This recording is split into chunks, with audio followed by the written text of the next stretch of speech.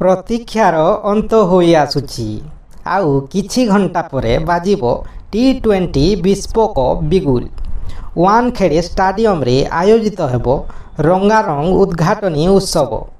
Defending champion Bharat ଓ USA ଲଢ଼େଇ ପୂର୍ବରୁ କଲମ୍ବୋରେ Pakistan, Netherland ଏବଂ କୋଲକାତାରେ ସ୍କଟଲ୍ୟାଣ୍ଡ ୱେଷ୍ଟଇଣ୍ଡିଜ ମୁହାଁମୁହିଁ ହେବେ।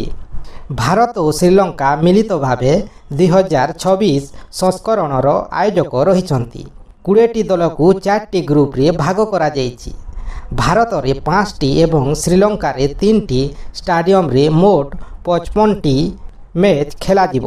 ଏହାକୁ ମିଶାଇ ଦ୍ୱିତୀୟ ଥର ଭାରତ ବିଶ୍ୱକପ୍ ଆୟୋଜକ କରୁଛି।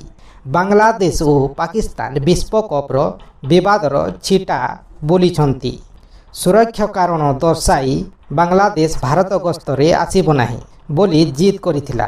କିନ୍ତୁ ଆଇସିସି ବାରମ୍ବାର ବୁଝାଇବା ସତ୍ତ୍ୱେ ବି ବାଂଲାଦେଶ କ୍ରିକେଟ ବୋର୍ଡ ବୁଝିନଥିଲା।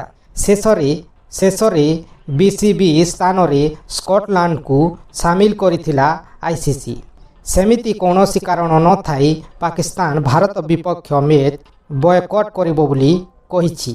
ବାଦବିବାଦ ସତ୍ତ୍ୱେ ବିଶ୍ୱ କ୍ରିକେଟ ପ୍ରେମୀ ଫଟାଫଟ କ୍ରିକେଟର ଭରପୁର ରୋମାଞ୍ଚ ନେବାକୁ ଅପେକ୍ଷା କରି ରହିଛନ୍ତି। ଏପର୍ଯ୍ୟନ୍ତ 6ଟି ଦଳ ବିଶ୍ୱ ଟାଇଟଲ ଟେକି ଧରିବାର ସୌଭାଗ୍ୟ ଲାଭ କରିଛନ୍ତି। ଇଂଲଣ୍ଡ, ଭାରତ ଓ ୱେଷ୍ଟଇଣ୍ଡିଜ 2 ଥର ଲେଖାଏଁ ଚାମ୍ପିୟନ ହୋଇଛନ୍ତି। ଥରୁଟିଏ ଲେଖାଏଁ ଫାଇନାଲ ଖେଳିଥିଲେ ବି ନ୍ୟୁଜିଲାଣ୍ଡ ଓ ଦକ୍ଷିଣ ଆଫ୍ରିକା ଟାଇଟଲ ଛୁଇଁବାର ସ୍ୱପ୍ନ ସାକାର କରି ପାରି ନାହାନ୍ତି। ଭିଡ଼ିଓଟି ଆପଣମାନଙ୍କୁ ଭଲ ଲାଗିଛି ତ ଭିଡ଼ିଓକୁ ଲାଇକ୍ କରି ଚ୍ୟାନେଲକୁ ସବସ୍କ୍ରାଇବ କରିବାକୁ ଭୁଲିବେ ନାହିଁ। ଜୟ ଜଗନ୍ନାଥ।